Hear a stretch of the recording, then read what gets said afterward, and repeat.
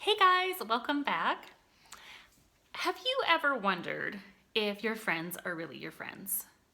Have you ever wondered if maybe you're too sensitive or if you really need to just find some new friends? I get questions like this a lot. I get questions on how to handle your friends ditching you, talking trash about you, things like that. And I use the word friend loosely because friends don't really do that.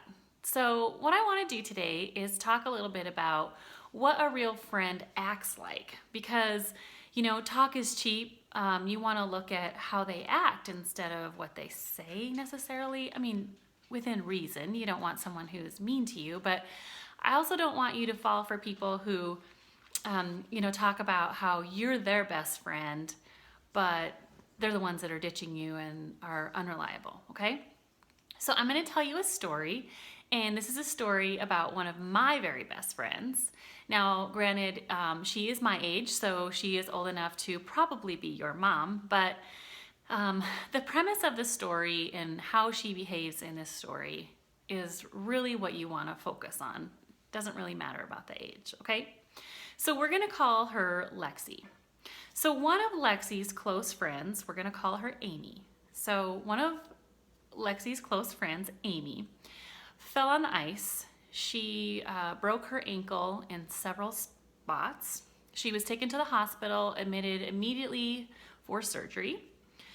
When she got out of surgery, they determined that she could go home and they released her to her teenage son and her teenage daughter.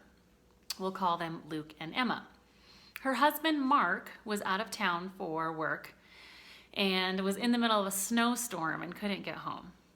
So they brought her home, and Luke went in to check on her before bed and to tell her goodnight and found her unresponsive, like panic stricken. He called 911. They sent an ambulance, and while the ambulance was on their way, they told Luke and Emma how to perform CPR on their mom, Amy. And so the paramedics arrived, they took over. Luke and Emma went with Amy in the ambulance to the hospital.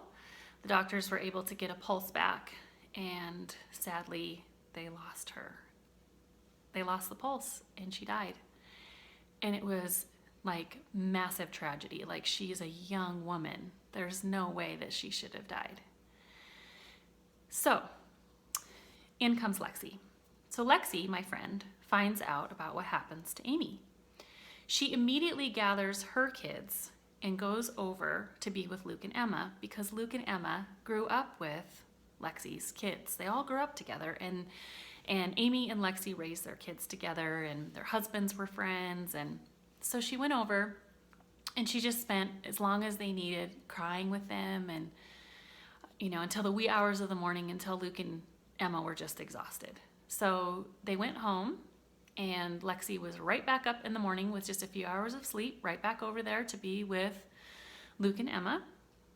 She noticed that the house was a disaster because, Amy had gone in for surgery, and, she didn't have a chance to clean anything. So Lexi called her mom and some friends, and they went over and they cleaned the house from top to bottom. They noticed a lot of laundry and that the washer wasn't working. So they took all the clothes to the laundromat, spent hours doing the laundry, and then Lexi found a couple who was willing to donate their washer. So she took care of having someone come in and take the broken washer out, put the new one in, and make sure it was functioning properly. She also started a GoFundMe account to help pay for the funeral. She helped Mark deal with the medical bills from Amy so that they wouldn't have to file bankruptcy because the medical bills were outrageous. Now, Lexi still, this has been a while, this has been a couple of months, Lexi still goes over every few days, shows up on Mark's doorstep and says, "What can I do for you? Can I do some laundry? What can I do?" Lexi had already delegated to another friend setting up a meal schedule so that they could take meals over every couple days for these guys. And so that was already taken care of. So I want to kind of dissect Lexi. Now, hopefully you have not had a tragedy like this in your life happen. But if you live long enough, there is some sort of tragedy that is going to happen. I hope that it is not to this magnitude. But tragedy often flushes out the fakers, okay? So Lexi obviously is not a faker. She is a real friend. She rose to the occasion. This was not convenient for her to be cleaning someone else's house, taking care of a washer, setting up a GoFundMe account, spending hours at a laundromat. She just didn't have the time for that. She has a full-time job. She has a family, errands to run. She has a life of her own, but she made the time, okay? She was reliable. She was consistent. It's not like she just showed up once and then just didn't show up ever again and thought, oh, they'll figure it out.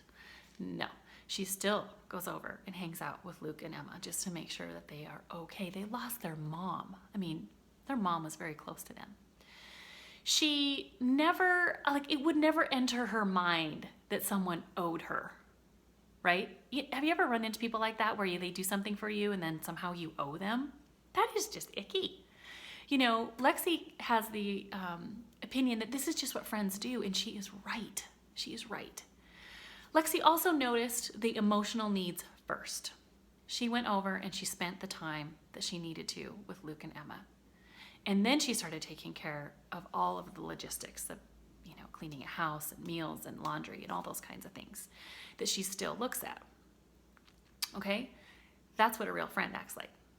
Now, like I said, you may not have a tragedy like this happen in your life, and I certainly hope that you don't. But in the meantime, what you're looking for in a real friend is someone who does rise to the occasion, but also walks with you through everyday life. Like, you don't wonder if they're going to be your friend today and then not tomorrow. A real friend is your biggest fan. You never have to wonder how they feel about you. They're excited to see you. They're excited to hang out with you. They don't call you names ever. Like they just love you. A real friend also tells you the truth, even if it's hard to hear. So how that would pan out is, let's say that you were thinking about dating a guy or a girl that was bad news. Well, a real friend would challenge you on that, and they'd be like, wait a minute here. Are you really thinking this through? And if you went ahead and chose to make that bad decision anyway, a real friend would love you anyway, but you would know you were fair warned, okay? They would not tell you I told you so. They would just be there for you when your life fell apart, because that's usually what happens when you date someone who's bad news, right? Okay? Now, a real friend is also someone who is reliable. If they say that they're going to be somewhere at a certain time, they are. They communicate well. If they say that I'm going to be 15 minutes late, they tell you. You don't ever have to have anxiety about this person, okay? So I hope that that gives you a good idea of what a real friend is. I hope that it also helps you be brave enough to step away from the person that you're thinking of that might not be a good friend and invest in someone else. Because you can't change this person who you're thinking of that isn't a good friend. All you can do is work at being a good friend and investing in people who are good to you. That's all you can do. So, look at this and decide if maybe you haven't been a good friend. Maybe you need to, make some apologies. That's also a trait of a good friend, is that they're willing to say they're sorry.